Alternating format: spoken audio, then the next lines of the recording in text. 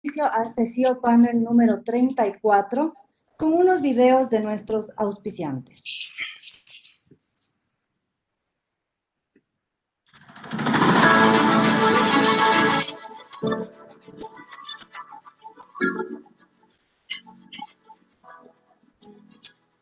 Hace casi 2 décadas, Ricardo Dueñas y Mauricio Murillo empezaron este sueño. Hoy Ecos es una marca sólida que guía e inspira a los principales tomadores de decisión del país. Entregar información de valor basada en investigaciones económicas y contenidos especializados ha sido su eje diferenciador.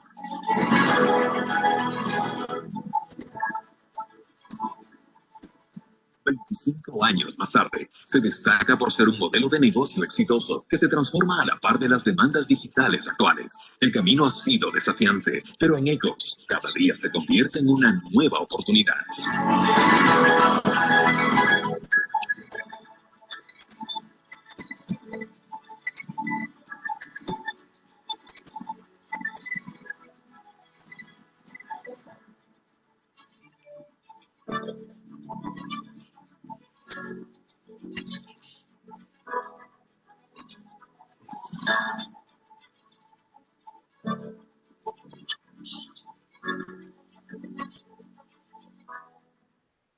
...25 años inspirando a quienes mueven el mundo.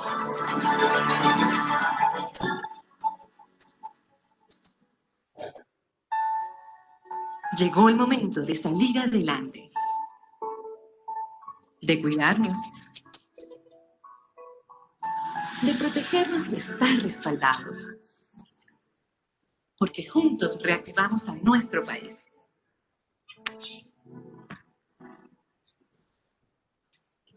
Zurich Seguros está aquí para acompañarte.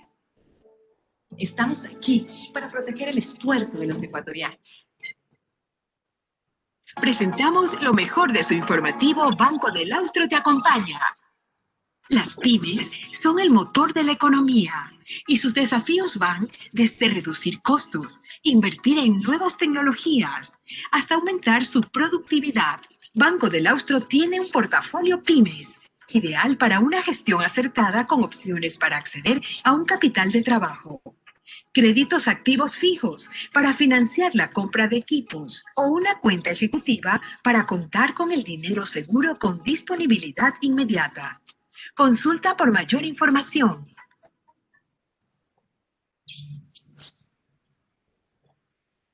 Este CEO Panel es patrocinado por Banco del Austro y Zurich Seguros. Muchas gracias por hacer este espacio posible.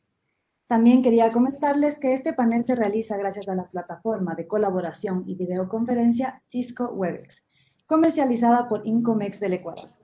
Damos inicio a este panel. Doy la bienvenida a Ricardo Dueñas, CEO de Grupo Ecos. Bienvenido, Ricardo. Gracias, Kiki. Bueno, un placer primero dar la más cordial bienvenida al ministro de Economía, Mauricio Pozo, quien está un poquito más de un mes en el cargo, y también dar la bienvenida a todos quienes se han conectado a este EcoCEO Panel esta mañana. Tenemos ya en las diferentes redes por las cuales y canales por las cuales llegamos a la audiencia, tenemos más de 200 personas conectadas en este momento para empezar.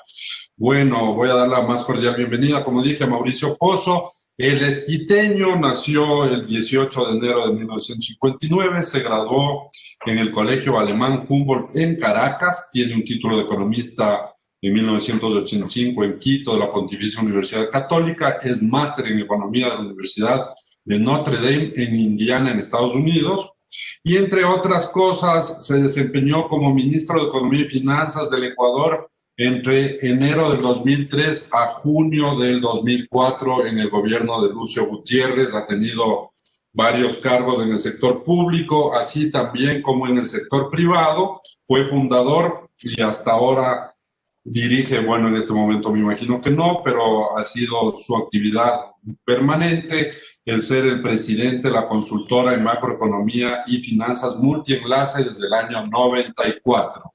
También fue candidato a la vicepresidencia del Ecuador como binomio de Cintia Viteri y, entre otras cosas, recuerdo que fue CEO del Hospital Metropolitano. Bienvenido, Mauricio, ¿cómo estás? Buenos días, Ricardo. Gracias por la oportunidad, por la entrevista. Creo que este tipo de conversatorios siempre son útiles para poder difundir y transparentar las acciones que venimos desarrollando, y creo que son un ingrediente de transparencia también. Así que gracias por este espacio y siempre estaré pues a la orden. Bienvenido, ministro, a este espacio. Siempre el ministro Pozo ha sido bienvenido en todos los espacios desde hace tiempos que llevamos desde la redacción de Revista Ecos, y evidentemente siempre ha tenido esa buena voluntad y ese desprendimiento de compartir información, y más ahora que, como él dice, este es un acto de transparencia, desempeñando un cargo tan importante como el que lo hace en esta ocasión. Bueno, primero, de las conversaciones que hemos mantenido, nosotros siempre tratamos de ser un poco la voz del empresariado, ser la voz del sector privado, que es a quienes nos debemos y a donde llegan, donde está nuestra principal audiencia. Lo primero quería, ministro, preguntarte, ¿por qué aceptaste el Ministerio de Economía? Que es una cuestión que muchos nos hemos preguntado, faltando apenas 7 meses para terminar el periodo. Se ve como un acto sumamente valiente, desprendido. A la vez, las mediciones de popularidad del presidente evidentemente no son las mejores, diría que son de las peores del último periodo republicano, en función de lo que ha podido compartirse datos y de lo que ha podido compartir informe confidencial y perfiles de opinión. Y sí, se ve como un acto valiente estos últimos 7 meses. ¿Cuál es el capital político que se tiene? ¿Cuál es el nivel de maniobra? Creemos firmemente de lo que hemos conversado y sondeado. La gente ve con muy buenos ojos, y eso lo hemos dicho, no está por demás decirlo, el currículum y el nivel de seriedad del ministro Pozo ya en más de una ocasión nos ha demostrado eso.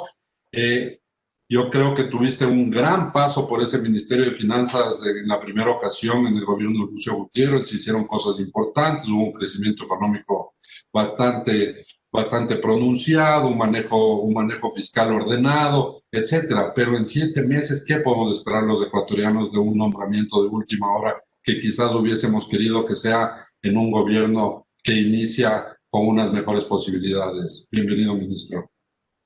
Muchas gracias, Ricardo. Bueno, la primera parte de la pregunta creo que es básico entender. Efectivamente, yo fui consultado para buscar alguna opción que le dé continuidad al manejo económico que se había iniciado con el anterior ministro, con Richard Martínez. Y fui consultado en el sentido de que quién creía yo podía ser una de las personas. Nos preguntaron esto algunos economistas, que hemos independientemente y tras bastidores hemos estado ayudando a tomar ciertas decisiones, y yo di opciones, pero luego de eso pues el presidente de la República me llamó y me invitó a participar. Y realmente para mí fue una sorpresa. Yo no he estado buscando de ninguna manera un trabajo a estas alturas del gobierno en el sector público. Y obviamente conversamos telefónicamente en una primera oportunidad, y a día seguido conversamos de manera presencial, y ahí pues tras una larga deliberación de las cosas y expresándole qué creía yo, cómo estaba el tema y qué creía yo que debía hacerse, y escuchando también sus objetivos, finalmente decidí aceptar la propuesta. Realmente, en lo personal, entrar al gobierno en los últimos 7 meses, tengo bastante más riesgos que oportunidades. O sea, tengo más que perder que ganar, muy probablemente. Pero sí hay un tema que es lo que me animó. Me animó, en primer lugar, que vi la disposición a entregar el apoyo necesario para tomar las acciones que yo creo que tienen que adoptarse. Y él me expresó su respaldo fundamental, respaldo que, por cierto, lo tuve en mi anterior oportunidad también. Un ministro de Economía sin respaldo político es muy difícil que pueda avanzar. y fue muy explícito y muy frontal en ese apoyo que recibí. Y por otro lado, le tengo un poco de miedo, Ricardo, a mi conciencia, en el sentido de que no quisiera que pase el tiempo y yo regrese a ver y decir que cuando pude aportar no lo hice por un tema de beneficio o de confort personal. El país tiene 7 meses y en 7 meses se pueden hacer algunas cosas, yo creo que sí, ya voy a explicar, pero también es un tiempo suficiente para dañar muchas cosas y para desarreglar totalmente la casa. Los gobiernos en las últimas etapas de sus periodos normalmente tienden a abrir las manos y a entregar la economía en un desorden que le obliga a la siguiente administración a buscar correctivos, y yo no quería eso, sobre todo por la profundidad del problema donde estamos. Esta realidad es una realidad complicada, y es una situación donde tenemos indicadores que no tienen parangón, no tienen comparativo con la historia económica del Ecuador. Me refiero en el problema fiscal y me refiero en el problema de la contracción económica, de la recesión que estamos viviendo. Vamos a ir allá, ministro. Muchísimas gracias por esta primera explicación, que creo que era necesario y un poco es parte también de la pregunta que se hacen. Como nuestra audiencia son empresarios, vamos a poner en la derecha una encuesta para luego compartirla con el ministro Pozo, así es que les pido por favor si se dignan en contestarla también. Bueno, vamos a empezar. El formato, ministro, va a ser un poco interactivo, bastante interactivo, pregunta-respuesta, para que podamos avanzar con las preguntas de la redacción de ECOS, pero también algunas que hemos recogido del sector empresarial. Empecemos por los índices sociales. En Ecuador, 1 de cada 4 niños o niñas menores de 5 años sufren desnutrición crónica en el país, ministro Pozo. La niñez indígena es peor todavía, 1 de cada 2 personas de cada 2 niños sufre desnutrición crónica, y 4 de cada 10 niños está en estadio anémico. Según Primicias, el 27% de los niños menores de 2 años sufre este problema, el 27% de los niños. En el 2004 teníamos una tasa de desnutrición crónica de 21,2%, traído este dato a colación porque fue su primer periodo, su primera oportunidad como ministro de Economía, y ahora ese mismo indicador está en 27,2%. Estamos al final de la tabla, junto con Guatemala, Haití y Honduras. ¿Qué les dice a los niños del país con estos indicadores como resultado de la gestión desde el 2004 hasta el día de hoy? Bueno, este indicador es una vergüenza, nos debería generar una profunda preocupación. A un niño que no se le da la alimentación adecuada en los 2 primeros años, ese ser humano no va a tener opciones después. Es la etapa donde se forma la capacidad analítica, la capacidad de aprender, de poder desarrollarse y profesionalmente avanzar. Si no existe este ingrediente básico de la nutrición adecuada, estamos simplemente prácticamente sacrificando a una persona y su potencial futuro. Así que como ecuatorianos nos debería dar vergüenza tener este tipo de indicadores. No tengo ningún otro calificativo a lo que se está viviendo. Pero sí creo que nos debe llamar profundamente la atención varias cosas. Esto no es un tema que se produjo en el último mes, obviamente. Es un tema que se acumula a lo largo de, yo diría, un poco más de una década, y responde a varias cosas. Uno de ellos es que no es que porque uno en un gobierno le asigna más fondos a un sector, llamemos aquí, por ejemplo, a la salud, o inclusive a la educación, vamos a estar mejor. Aquí hay un criterio equivocado de que como que con plata se arregla todo. Y no, esto no es necesariamente así. No quiero decir con esto que no se necesite más inversión en estos sectores, pero sí creo que hay un problema de gestión y de administración. Aquí ha habido un incremento sustantivo de los fondos entregados a los sectores y estamos viendo los indicadores que bien tú mencionas. Es decir, aquí yo creo que el esfuerzo que hay que hacer, y no de un periodo corto, sino a lo largo de un periodo mucho más largo, tiene que ver con la gestión del Estado en la atención de estos problemas que son fundamentales. Yo puedo citar varios ejemplos.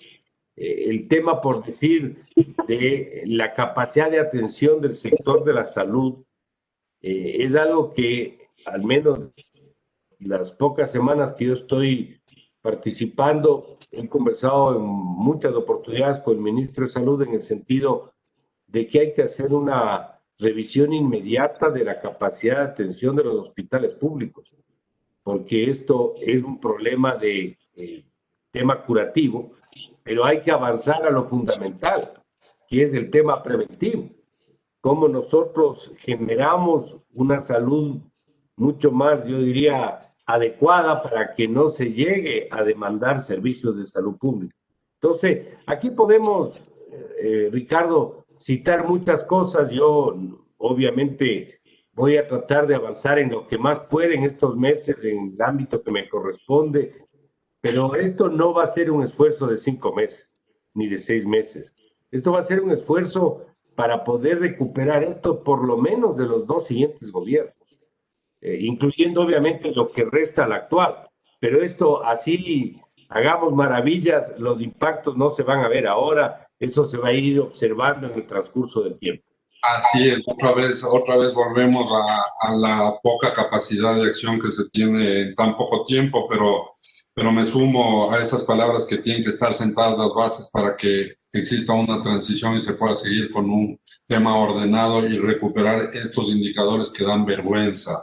Siguiendo con la parte social de la economía, la UNICEF en Ecuador realizó un estudio, este es un estudio último, para medir el deterioro de las condiciones sociales por efecto de la pandemia. La pobreza extrema se duplicaría hasta el mes de diciembre de este año, ministro, pasando del 10,7% al 20%, lo que implica 1,4 millones de personas más. Para mitigar los efectos, advierte que si el Ecuador realiza una inversión de 2.600 millones, esta parte usted ya contestó, diciendo que no solamente se trata, también suscribo ese comentario, de un tema, de una cifra de inversión, sino de la capacidad de gestión. 2.600 millones mal gestionados pueden ser peores que 1.000 bien gestionados. Esto provocaría un 2,4% del PIB. En temas de protección social, 715.000 familias están en riesgo de entrar en una pobreza multidimensional.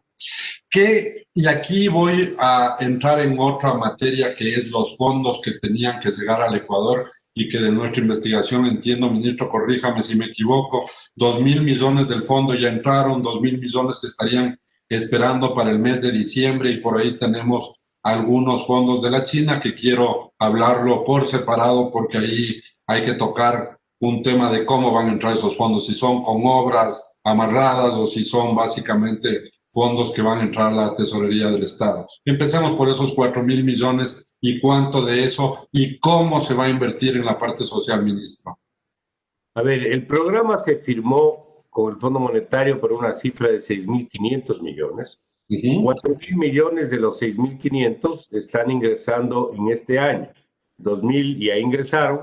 Por cierto, yo diría, se sintió esa cantidad de liquidez. Yo creo que alivió bastante la presión que se venía observando. Se atendieron algunos atrasos, y digo algunos porque a esa fecha el monto de atrasos era 3.600. Así se hubiera destinado todos los 2.000 solo para eso, no habría alcanzado. Entonces, un poco lo que quiero decir es que ayudó, y yo diría de una manera importante. Pero el financiamiento de estos recursos del fondo está acompañado de otros adicionales. Son 500 millones del Banco Mundial. Esos recursos tienen que estar ingresando a finales de este mes de noviembre. Para esto se requería el cumplimiento de 2 condiciones. Bueno, había muchas condiciones, pero 2 fundamentales que ya están cumplidas. La primera tiene que ver con un bono de compensación que se aplicó a través de un decreto suscrito a finales del mes de octubre por todo lo que ha pasado este año. Es decir, por la pandemia, por la recesión, se estableció un bono de $60 en 4 cuotas de $15 por mes, pasando un mes, a los sectores que están dentro del mapa del Bono de Desarrollo Humano. Es decir, esto era un requisito y este es un objetivo del programa, la protección a sectores vulnerables. Esto está cumplido y el 5 de noviembre pasado se emitió un decreto para hacerle un ajuste a la fórmula que establece la fijación de precios de los derivados. Es decir, estos dos requisitos están cumplidos, estamos esperando el directorio del Banco Mundial, que es el 24 de este mes, y los días inmediatos tendremos el desembolso de estos 500 millones.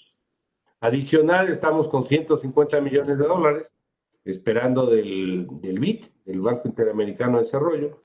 Estos recursos están atados también a un decreto que ya salió ayer y que tiene que ver con el reglamento de las alianzas público-privadas, que es un elemento sustantivo que estamos empujando porque es una herramienta, creo yo, importante para ayudar a una recuperación económica, porque aquí se ha recogido la mejor experiencia internacional, el aporte de sectores empresariales del país, para poder armar un reglamento lo más pragmático posible, pongámoslo así, para que se dé esto.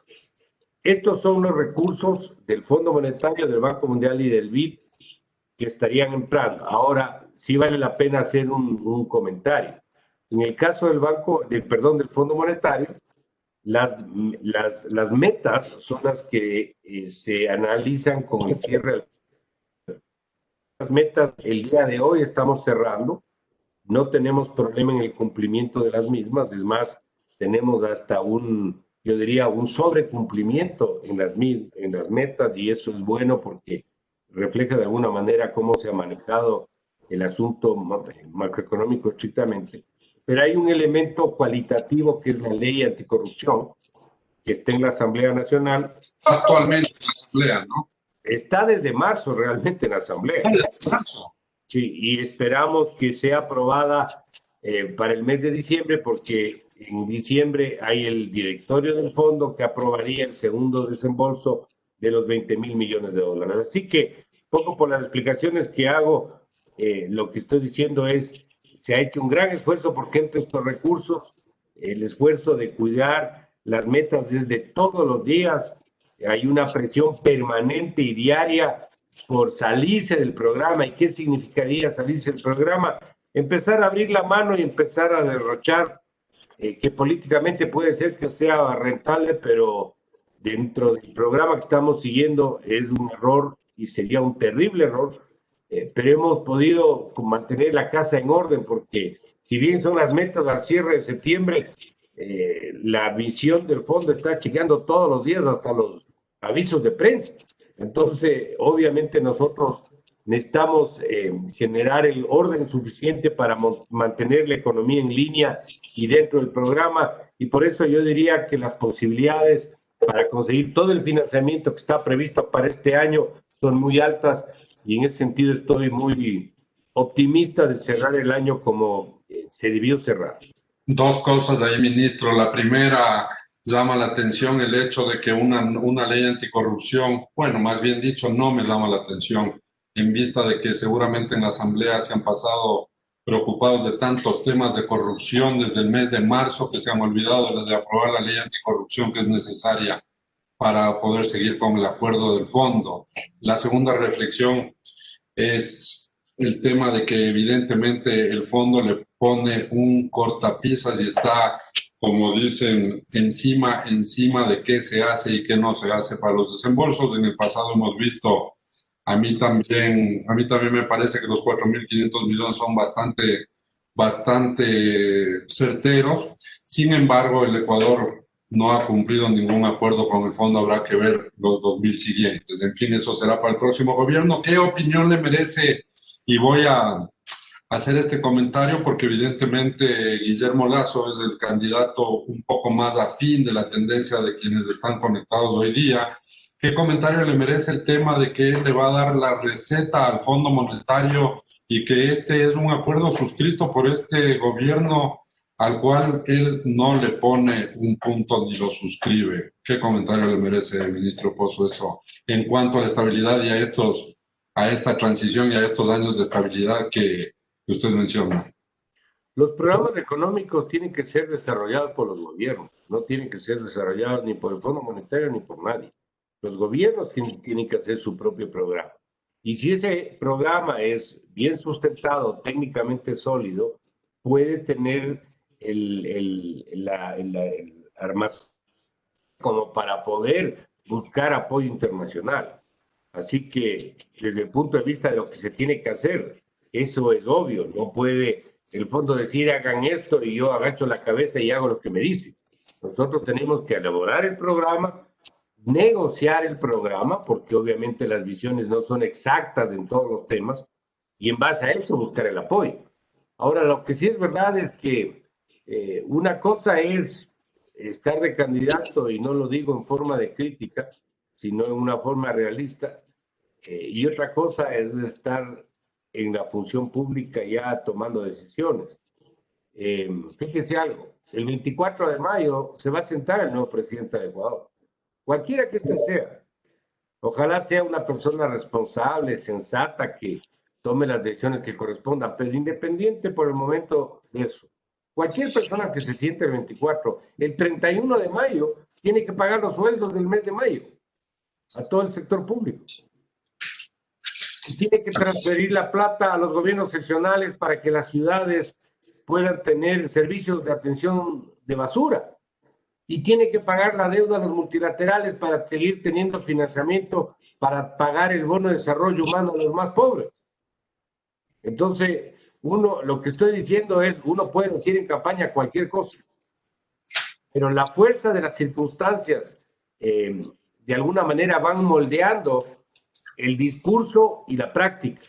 Y la dolarización tiene algunos de esos ingredientes que a mi criterio son positivos. Si tú tienes la plata, puedes gastar. Si no tienes la plata, no puedes gastar. Si no tienes la plata, no puedes depreciar la moneda para darle más plata al sector público a que pague los sueldos. O no tienes forma de imprimir billete para que puedan pagar los sueldos. Este es un tema de un flujo de caja.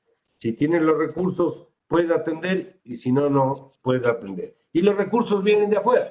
Entonces, un poco la respuesta es, ojalá se puedan hacer todas las cosas que se anuncian en campaña, pero sí hay que ser muy pragmático en esto y muy práctico, porque el día a día le come a cualquier funcionario entre lo que dijo y lo que puede hacer. Entonces, hay que ser bien aterrizado, pongámoslo así, en el anuncio, porque finalmente a uno le pasan la factura después. Usted dijo esto. Esa insinuación, ministro, de demagogia la compartimos y la entendemos. Quiero agradecer, ya tenemos más de 310 conectados solo en esta plataforma y entre todos estamos pasando los 500 conectados. Vamos a pasar al tema de la parte estructural, ministro, que ya hemos hablado un poco de la parte social. Voy a mencionar algunos indicadores. El principal indicador riesgo país, el ENVI, que mide el indicador de bonos de mercados emergentes, con el cual siempre hemos visto que es un indicador que en el pasado, que hemos compartido algunos paneles, usted lo ha mencionado, eso quiere decir que seguramente no lo desconoce como otros personajes que han gobernado el país, etcétera. Este principal indicador de riesgo país, que es calculado por JP Morgan, sitúa el indicador promedio de América Latina en este último periodo en 387 puntos. Argentina, bueno, quitando Venezuela, que evidentemente no se tiene información, tenemos a Argentina liderando el riesgo país actualmente con 1.323 puntos, seguido del Ecuador, en contraste con los vecinos que son Perú y Colombia, con 147 puntos, y Colombia con 212 puntos.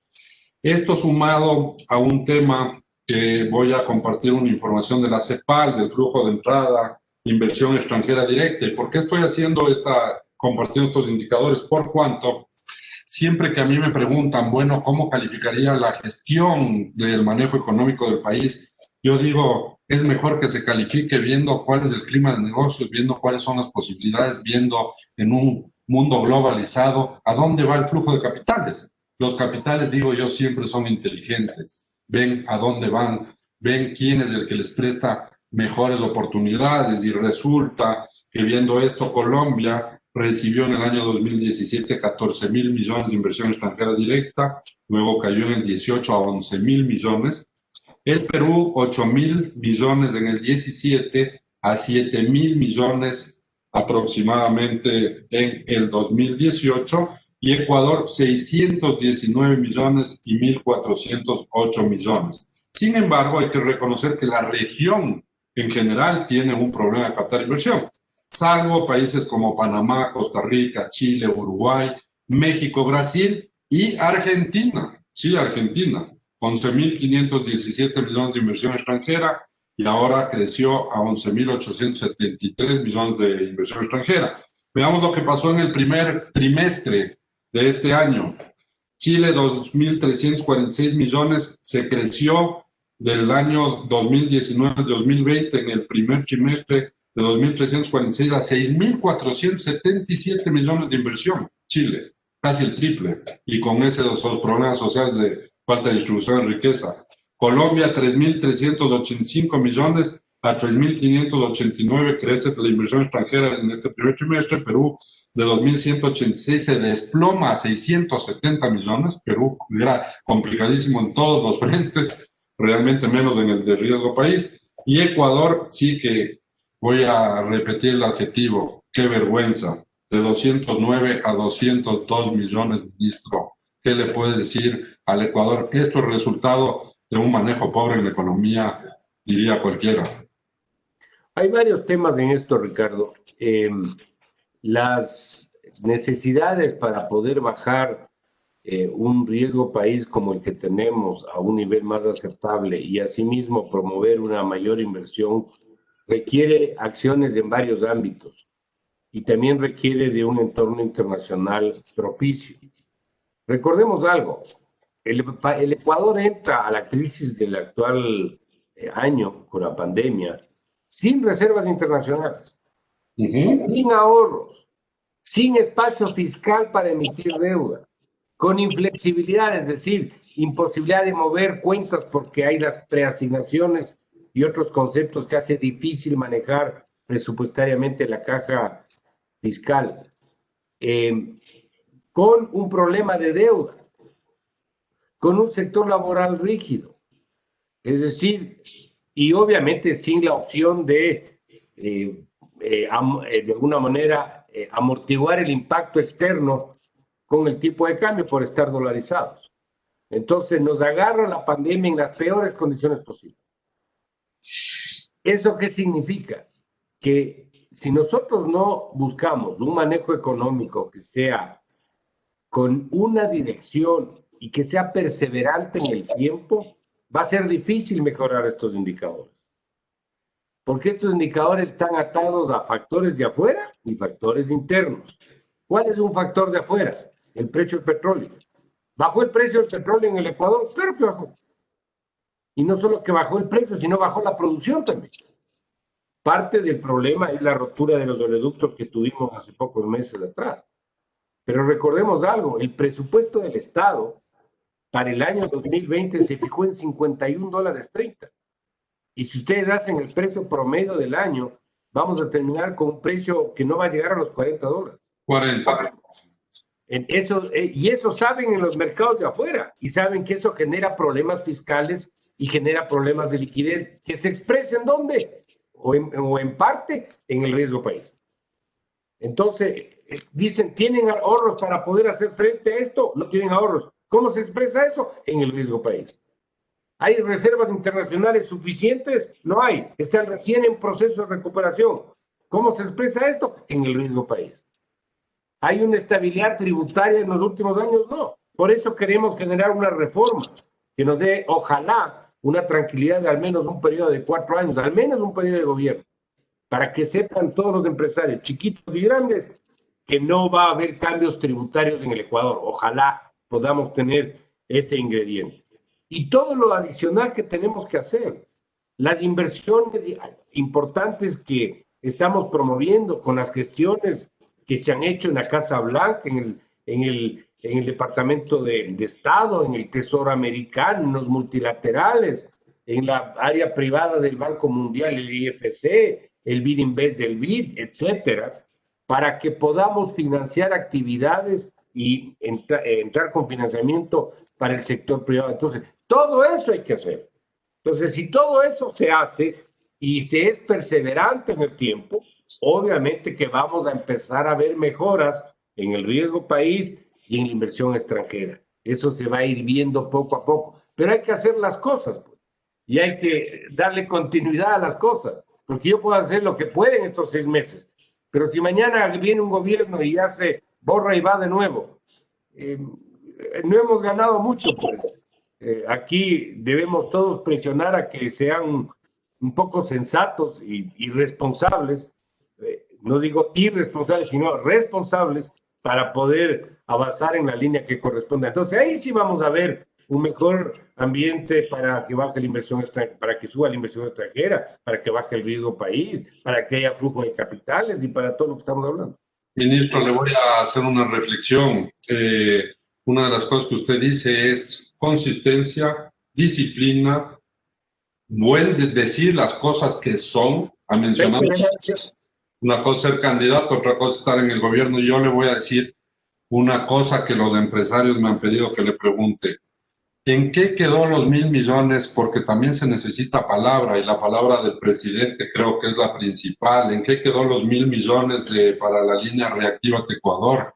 En una invitación previa que yo le hice antes de ser ministro, hablábamos de esto, de que eso fue realmente un cuento chino, como dirían algunos, por cuanto se ofreció 1.000 millones que prestaría la banca privada y esto se redescontaría en un fideicomiso en la Corporación Financiera Nacional. Bueno, ahora tenemos información. Primero, tuvimos información que el Banco del Pacífico prestó 50 millones, pero que no le descontó esa cartera la CFN. Ahora tenemos información que en efecto ya han habido algunos recursos y el Banco del Pacífico anuncia que prevé que va a poder intermediar con descuento de estos fondos como 120 millones hasta fin de año. ¿Qué le parece 120 millones para el sector privado, o cómo piensa reforzar esto? Porque sobre todo demos de proactividad a esta pregunta. ¿Cómo se pensaría reforzar? ¿Cuál sería la realidad para el sector privado? ¿En qué sectores podrían estar en capacidad de recibir ese flujo de dinero? Y si nos puede aclarar este punto, es muy importante, ministro Pozo. A ver, primero creo que estuvo o mal explicado o mal difundido, porque lo que se dijo es 1.150 millones de dólares, es un poco más de 1.000, para el programa que busque reactivar la economía. Pero el Reactívate Ecuador es una parte de los 1.150, no son los 1.150, son alrededor de 500 millones. ¿Eso qué significa? Que había necesidad de plata, porque esto se nutría de recursos de varias formas. Uno, del presupuesto del Estado, es decir, nosotros, del Ministerio de Economía. Nosotros ya hemos entregado, al caso del Banco del Pacífico, y ya voy a explicar esto, alrededor de 35 millones, y estamos entregando 54 millones hasta el cierre del mes de diciembre. Es decir, del lado nuestro, que es una parte nomás, estamos entregando. ¿Para qué? Porque hay créditos que están aprobados y no están desembolsados. Entonces esto va a ayudar a que se pueda hacer el desembolso a esas operaciones. Pero sigue siendo un pedazo muy chiquito. Estamos hablando de 100 millones producto de esta parte de los 1.150. Segundo, había otro que es el tema de los recursos aportados por los multilaterales. No toda esa plata ha llegado, Ricardo. Es decir, porque ha habido acusaciones de que se han usado mal los fondos. No ha llegado la plata. Ha llegado la mitad de los 1.150, no ha llegado todo. Entonces, mal se puede haber canalizado eso, o no se canalizó si la plata simplemente no ha entrado. Pero aquí hay varios temas de fondo que es lo que yo quiero transmitir.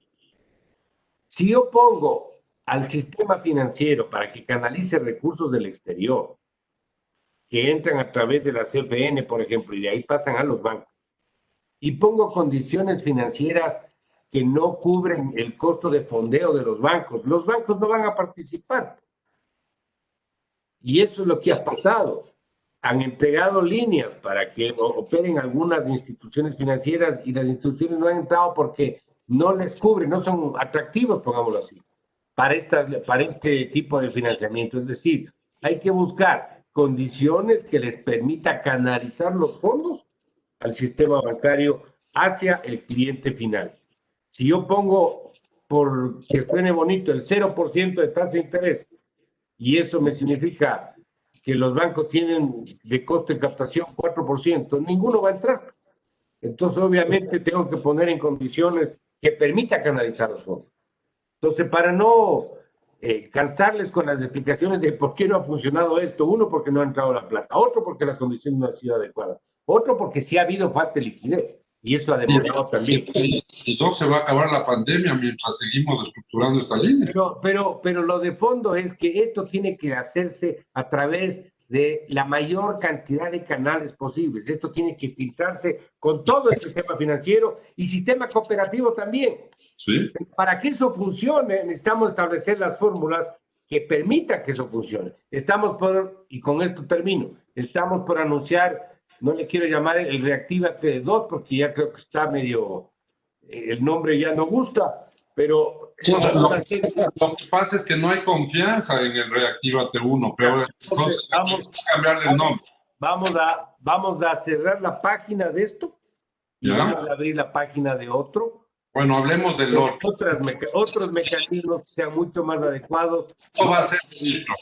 ¿Cuánto va a ser, ministro, y en qué plazo y para qué actividades productivas? Esto va a entrar para todas las actividades productivas en general, pero en especial aquellas que están involucrando a las pequeñas y medianas industrias, porque ahí está un grueso del problema de la sanidad del sector. Las empresas grandes se defienden solas, pongámoslo así. Las otras sí necesitan un apoyo estatal, primer tema. Segundo tema, hay sectores súper sensibles. El sector comercial, de alguna manera, el sector de entretenimiento, la agroindustria pequeña también y la agricultura también está considerado en esa línea. Tercero o cuarto, nosotros estamos, yo ayer me reuní con Luis Carras, el presidente de la CAF, que estuvo aquí en Ecuador, y hemos hablado con los otros multilaterales y estamos en la línea de lanzar un bono productivo al mercado internacional. Este bono productivo no es un bono soberano, que no se me malentienda, no es un bono para pagar las obligaciones fiscales, es un bono cuyos recursos van a ir al sector privado. Pero estamos estructurando la forma de cómo hacerlo para poder meterle más plata al sector privado. Y adicionalmente los recursos de las gestiones que hemos realizado con los distintos multilaterales para canalizar esto directamente a través del sistema financiero o, en el caso que corresponda, de la banca pública. O sea, estamos hablando de un paquete que ojalá pueda sumar unos 3.000 millones de dólares, Ricardo. Algo que sea significativo. Sí, son 3.000 millones. ¿Hasta qué fecha, ministro? Porque en los próximos meses. En los próximos meses, no tengo ahorita la información cuánto en cada fecha, porque estamos todavía en el proceso. Pero en eso andamos. Pero hay algo bien importante, Ricardo, que hay que tomar en cuenta. Los bancos están llenos de plata ahorita. Esto es una paradoja económica. El país está en recesión, pero los bancos están llenos de plata. ¿Y por qué están llenos de plata? Porque no hay demanda de crédito. Así es. Entonces hay que generar las condiciones, porque yo puedo levantar afuera 2.000 millones o lo que sea. ¿Qué saco yo si no hay la demanda de los recursos? No hay demanda y también hay un cierto, y no hay demanda por el escepticismo justo de cómo están las cosas. Dentro de los sectores que mencionó, ministro, le quiero hacer acuerdo de un par de sectores que no mencionó, que es el turismo y la construcción. En el turismo, y cuando se hablaba de esto de que no se vaya a entender, usted decía que se cogen la plata. Yo le voy a poner un caso en el que sí se cogen la plata. El sector turístico, con el cual he tenido mucho contacto con las cámaras de turismo, con los distintos operadores, etcétera, es un sector que realmente está desesperado, ministro. Es un sector que acusa a este gobierno de poca planificación, casi nula promoción del destino, Me han pasado información que han invertido apenas $1 millón para promocionar, calificar al sector, para promocionar el sector.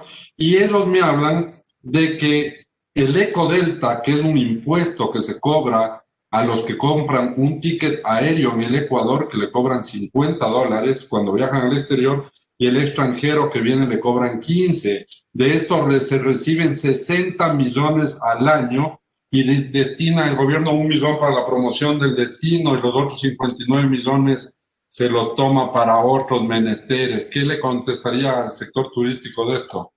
En el sector que hablé del entretenimiento no es parte exactamente, pero está el sector, ya está el tema turismo.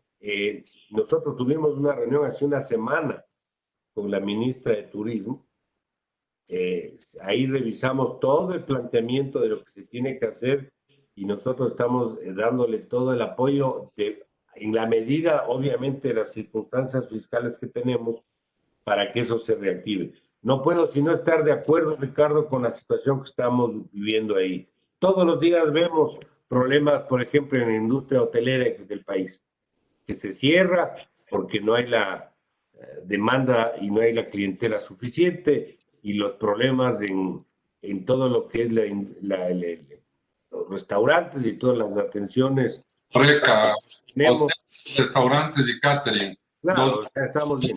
Millones menos en ventas. Y ya que menciona, ministro, esto no es, yo no estoy para dar consejo a nadie, pero simplemente hago transmitir lo que dice el sector, eso sí es importante. Este sector usted sabe, porque es más importante hablar con el sector que con la ministra de Turismo, una ministra que ha sido calificada como no grata para las federaciones turísticas del Ecuador y es calificada en el sector por encuestas que nosotros hemos hecho como la peor ministra de la historia del turismo del país. Y le paso el dato adicional, esto va a cuenta propia, que todo el mundo dice que la única que le defiende es la primera dama. ¿Qué pasa? No quiero, ministro, que se refiera a esta última parte, que como digo, es cuestión mía nada más de transmitir lo que dicen en el sector. Pero sí a los 2.500 millones que se han perdido en ventas en un sector que ya ha perdido 50.000 plazas de empleo de los 140.000 empleos que genera y que ha puesto en riesgo los otros 350.000 empleos indirectos que se generan. Entonces, esto se requiere quizás una línea. También hablan que le han propuesto un plan de incentivos y que ese plan de incentivos también estaría en riesgo por la falta de capital político del gobierno. Y luego quisiera referirme al sector de la construcción, ministro, por favor. Verás, hay varios temas aquí que hay que comentar para que se entienda la figura completa, el bosque entero y no solo una parte. Cuando uno hace un análisis de un sector, llamemos turismo o cualquier otro, y utiliza el periodo hasta la última fecha del actual año, es decir, asumamos cifras del sector turismo de enero a octubre y comparamos eso con el año pasado, la situación obviamente es lamentable. Y ahí están los números que tú mencionas. Pero si uno hace un análisis un poquito más fino de cómo está la evolución mes a mes, la situación es diferente. Es decir, no te digo que estemos ahora igual como estuvimos antes de la pandemia, pero sí hay que ver cómo va evolucionando en el tiempo los indicadores, tanto del sector turismo como de la economía en su conjunto. Les voy a dar algunos datos. Las cifras de recaudación tributaria del mes de octubre y septiembre respecto a las cifras de la misma recaudación, y podemos hablar del IVA puntualmente, del mes de abril y mayo, son sustantivamente mejores. Sí. O sea, la caída antes era del 50%, ahora hay o casi estabilidad o caídas pequeñas o inclusive algunos crecimientos. Y en el caso del IVA puntual es importante porque es un impuesto que mide la transacción. El IVA mide la transaccionalidad de la economía. Entonces, lo que quiero decirles con esto es que no es que estemos bien, lo que estoy diciendo es que poco a poco la economía está empezando a dar síntomas de que está tratando de sacar la cabeza, pongámoslo así. Y esto se mide por algunas cifras. ¿cuál era la estimación de recesión o de caída de producción del Fondo Monetario Internacional para este año?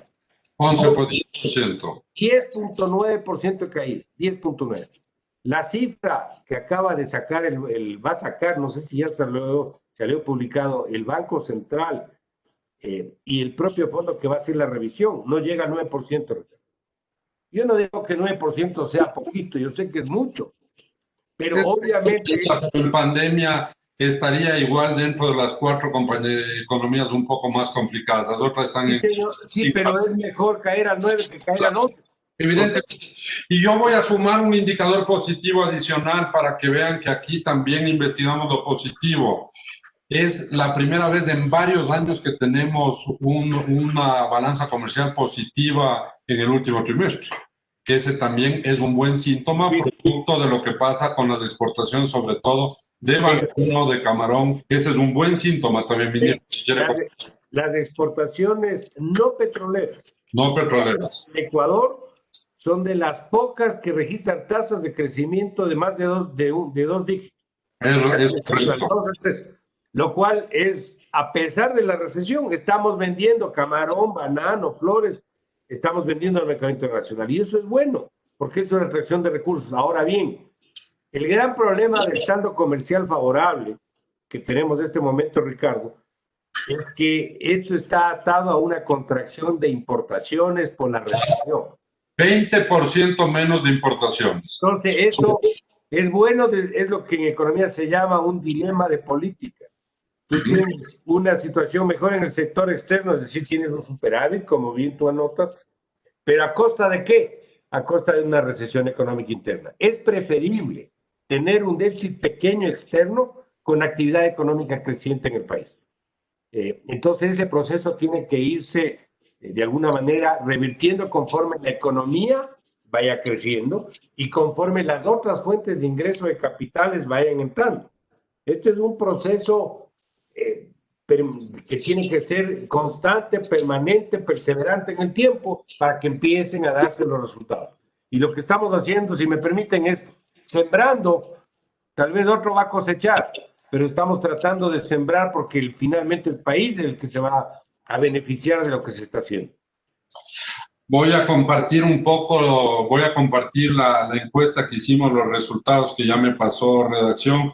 Voy a omitir la primera pregunta para no ser tan negativos de cómo calificaría el manejo de la economía del gobierno actual, que ya le hemos compartido anteriormente y no creo que genera valor. Pero esto sí es importante. ¿Usted cree que la economía ecuatoriana antes de la crisis del COVID estaba, bueno, mal 77, muy mal 18%? También ya lo hemos visto. ¿Cómo calificaría el apoyo del gobierno al sector productivo durante la pandemia? Esto es importante. Como entre excelente 0%, bueno hay un 18%, malo el 67% y muy malo el 15%. Es decir, en la parte positiva el 18%, los negativos bordeando sobre el 77%. ¿Cree usted que en 7 meses de gestión el nuevo ministro de Economía podrá hacer mucho, dice el 18%? El 47% dice que podrá hacer algo, el 27% dice que podrá hacer poco y casi nada. Pero una cosa que yo sí le quiero transmitir, ministro, y que me han dicho algunos empresarios que ven con buenos ojos, es que creen que usted sí tendrá criterio en cómo maneja los recursos, y eso será importante en este último periodo, estos recursos de los que estamos hablando que van a entrar, y realmente el manejo de la tesorería para fijar el nivel de prioridades y todo es básico. ¿Cuál cree usted que debería ser la prioridad del ministro de Economía en estos próximos meses? Ojo, esto es lo que dice los encuestados, que son empresarios y gente del sector productivo. Apoyar al sector productivo el 30%, tomar decisiones fuertes para reducir el gasto público, 32% es el más alto, enfocarse en la recuperación del empleo, el 16%, atraer mayor inversión extranjera, el 14%, y manejar la tesorería de manera adecuada, el 10%.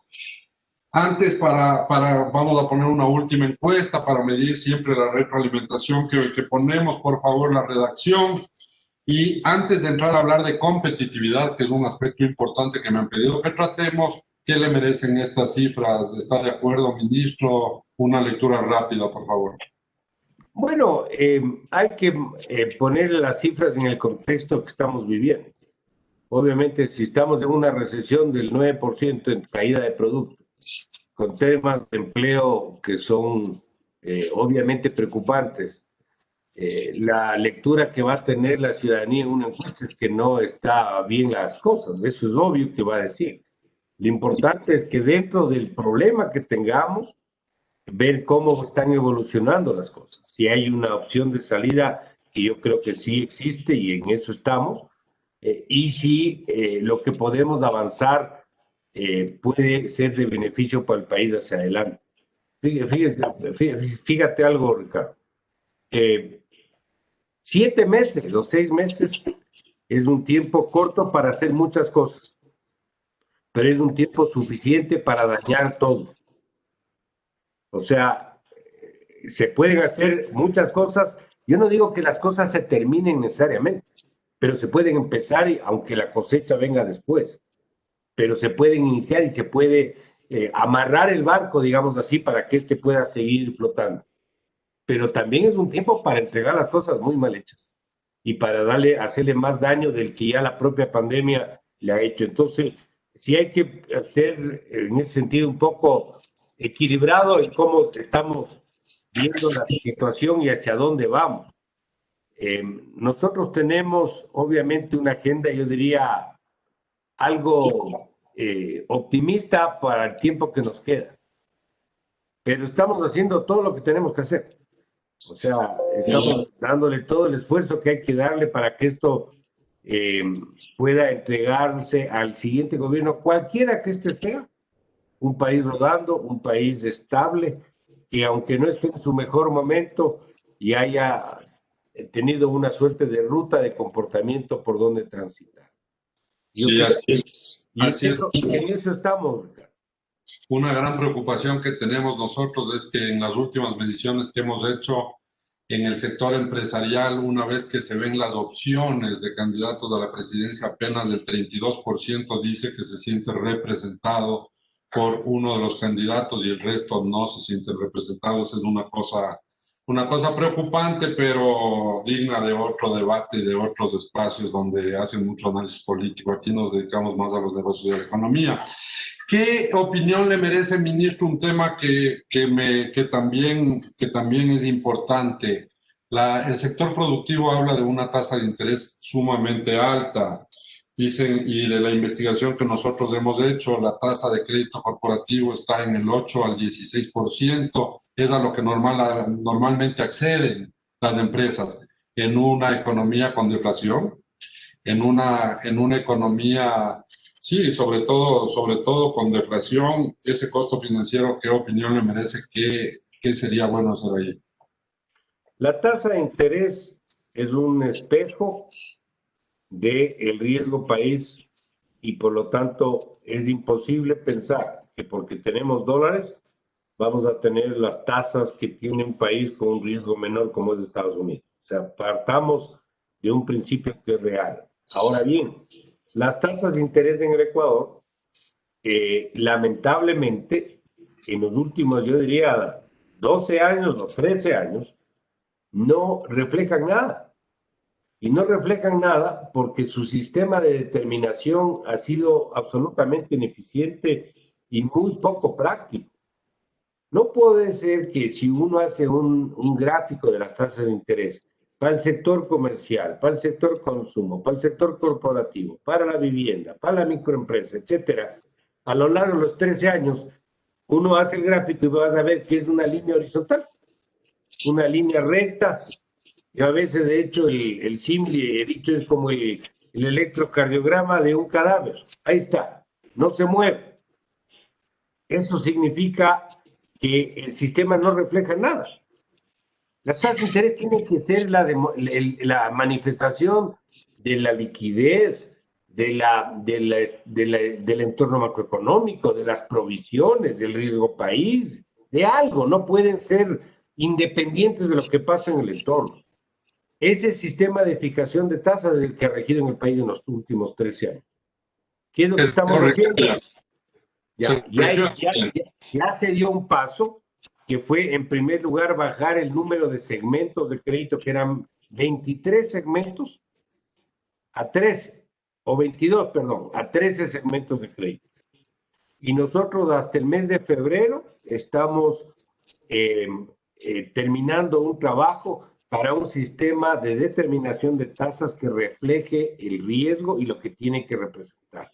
Es decir, que fluctúen y que no se alarmen creyendo que porque van a fluctuar las tasas, a pesar de que habrá que ver si se lo hace a través de algún sistema de bandas o algo parecido, van a subir o van a dispararse. No, no, no, no. Unas tasas se podrán quedar, otras podrán bajar, otras eventualmente pueden subir, pero el sistema tiene que reflejar algo. No hay crédito más caro que el que no existe.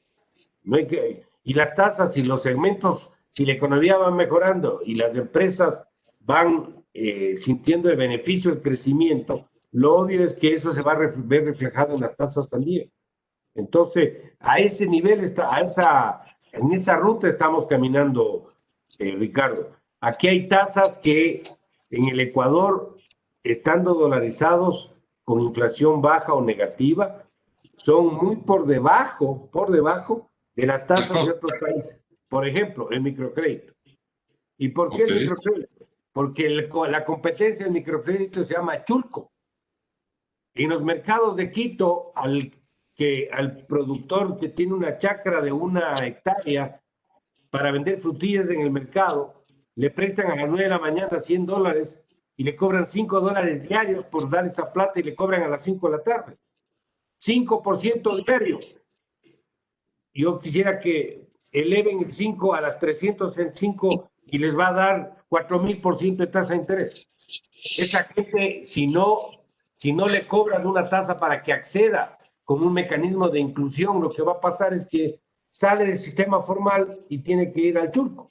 Entonces, las tasas son distintas de acuerdo a los mercados, pero hay que generar un sistema que refleje lo que está pasando. Ministro Pozo, en el tema de competitividad, con esto vamos avanzando hacia el final. Según el Foro Económico Mundial, el Ecuador se ubica en el puesto 86, mientras que Colombia y Perú 60 y 63, el puesto 86 en competitividad. Nosotros creemos, esta es una posición nuestra como medio, que el Ecuador tiene serias posibilidades claras de mejorar la competitividad. Una es la flexibilidad laboral y nuevos esquemas de contratación.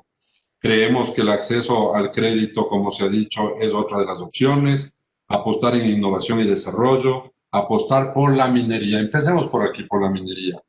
Y cuando hablamos de inversión extranjera, si uno ve las últimas cifras, se va a ver que en los principales sectores que hemos recibido inversión extranjera directa ha sido en ese sector. ¿Qué opina de la minería como una fuente importante para la recuperación económica del país? La minería, como el petróleo, con la tecnología adecuada, con el tratamiento adecuado, que protege el medio ambiente, es una de las mejores alternativas de ingreso de recursos, de liquidez y de crecimiento económico. Es obviamente una gran oportunidad que tenemos y hay que saberla aprovechar. Y esto de ninguna manera va en contravía con el cuidado del medio ambiente. Esto yo creo que el avance de la tecnología en esto es lo suficientemente eficiente como para poder buscar minería más limpia que la tienen las empresas más grandes. Más bien, paradójicamente, la minería artesanal es la que más contamina, porque obviamente no tiene la tecnología adecuada para poder tener los cuidados necesarios. Entonces, yo creo que es ilegal en muchos de los casos. Así es. Entonces, hay que poner en una balanza esos temas. Yo creo que ahí tenemos un gran potencial, pero tenemos muchos otros. Aquí la industria, todo lo que son obras de infraestructura. Yo he conversado, por ejemplo, con CAF. Ayer lo volví a hacer con el presidente de CAF. Un proyecto como, por ejemplo, lo que hemos hablado muchas veces de la autopista Quito-Guayaquil. una obra que te puede mandar 1.500, 2.000 millones de dólares, más las conexiones, más todo el comercio que conllevaría una autopista de esa magnitud. Es un proyecto de estímulo de actividad económica, primero inmediato por la plata que cuesta la obra, y después con un efecto multiplicador, porque todo lo que eso va a acarrear. Y en 3 horas te puedas comunicar entre Quito y Guayaquil. Solamente pensando en esa posibilidad me parece que es algo donde tenemos que pensar. La presencia de banca internacional, que nos permita también una presión para que las tasas tiendan a bajar, porque eso lo que te genera es mecanismos de competencia adicionales. Compartimos. Entonces la minería, el petróleo, el tema financiero, el asunto de las obras de infraestructura, todo lo que es la parte de hidroelectricidad. Ahí le paso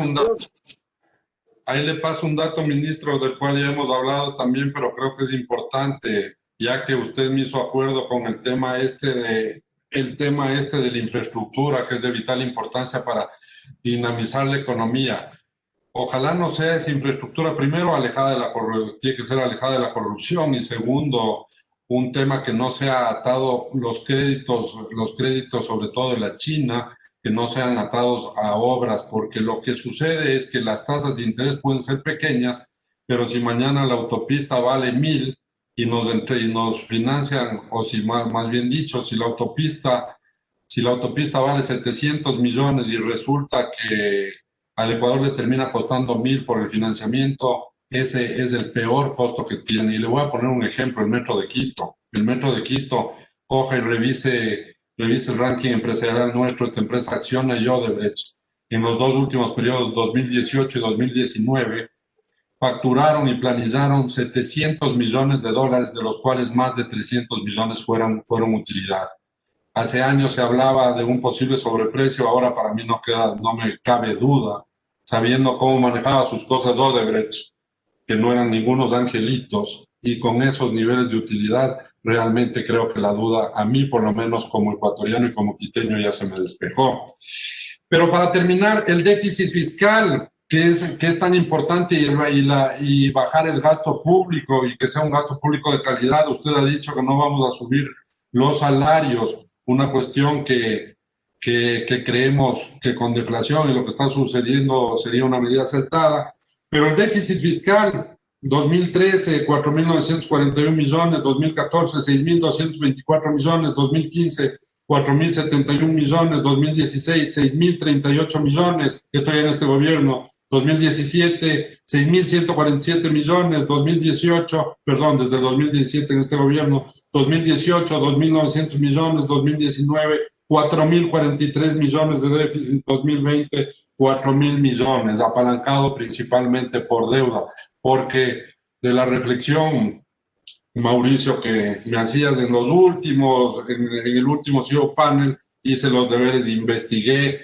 y claro, ya las cifras ya fueron ajustadas en el pasado con lo que se decía que no se había registrado, y con esas cifras ajustadas, el endeudamiento, terminando el correísmo o el gobierno de Rafael Correa, porque no sé si el correísmo realmente ha terminado, se ubicaban básicamente en el 44% del PIB, cuando ellos decían que era menos del 40%, pero ahora esa cifra está sobre el 63%. Yo siempre he sostenido que endeudarse no es malo, sino la estructura, y creo que la estructura evidentemente ahora está mejor, teniendo algunas tareas pendientes. Ministro, sobre esto, pero coincidirá conmigo que estos déficits son inmanejables, y los salarios, una nómina de 9.293 millones, que en el 2019 apenas tuvo una contracción de 153 millones, tampoco es sostenible. Sus comentarios, ministro. Bueno, varios temas, Ricardo. Uno, la cifra de déficit fiscal para este año del sector público consolidado, que se llama, era de 8.700 millones. Así es. La cifra que va a cerrar el año, que es del acuerdo que estamos cerrando hoy día, va a ser para este año de 7.700. Hemos bajado 1.000 millones. 7.700 de déficit. Así es. Pero era 8.700, Ricardo, de todo el... ¿Sí? Entonces hemos bajado 1.000 millones de la estimación del propio fondo para el cierre de este año. Claro, no ha habido la plata para gastar. No, a ver, sí ha habido, lo poco que ha habido, pero hemos podido manejar con la presión que ha existido, pongámoslo, vaso medio vacío o medio lleno. Así, pongamos, así es más creíble. Ya, ese es un primer elemento que es importante anotar. Segundo, la deuda es efectivamente este momento superior al 60%. La estructura es más importante que el propio indicador y ya se avanzó en el tema de la deuda comercial, en este caso con los tenedores de bonos. Estamos trabajando para la deuda interna ahora. Queremos tener lo que no ha tenido el Ecuador. El Ecuador no ha tenido una curva de rendimientos de deuda, que es un mecanismo de transparencia, y estamos buscando calzar la deuda interna con la externa para efectos de manejar mejor el flujo del presupuesto. Y obviamente necesitamos mejorar las condiciones de la deuda bilateral, la deuda de los gobiernos. Ese es apenas el 16% de la deuda, ¿no? Eso es 17 en total, bueno, Ese es la externa, pero no, la deuda bilateral son 6.000 millones. 16%. 5.500 de la deuda con China. Eso es. Que es una relación difícil en el sentido de que son prestamistas importantes, no de ahora, de hace bastante tiempo atrás. Están en los principales proyectos de infraestructura. Ellos participan en una parte importante en el comercio internacional, tanto por lo que nos venden, cuanto por lo que les vendemos a ellos. Pero también pescan cerca de Galápagos. Entonces, es una relación difícil que hay que mantenerla, pero hay que irla moderando, pongámoslo así. Entonces, en ese trabajo estamos. Este es un tema que tendrá que ir poco a poco, yo diría, mejorando para beneficio del país. Nosotros no podemos entrar a cerrarle de la noche a la mañana esa opción, porque nosotros necesitamos todavía apoyo importante. Lo de fondo es que hay que manejar las cosas en los andariveles que correspondan.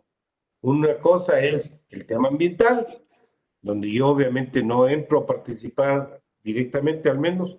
Otra cosa es el tema comercial de vender el petróleo, por ejemplo. Otra cosa es el tema financiero, donde nos nutrimos de financiamiento, y el de comercio internacional privado, que es otro andarivel también. Entonces, todo eso hay que congeniar para mantener una relación adecuada. Ministro, ¿no le ha recomendado al alcalde de Quito que renegocie el metro de Quito con esas utilidades?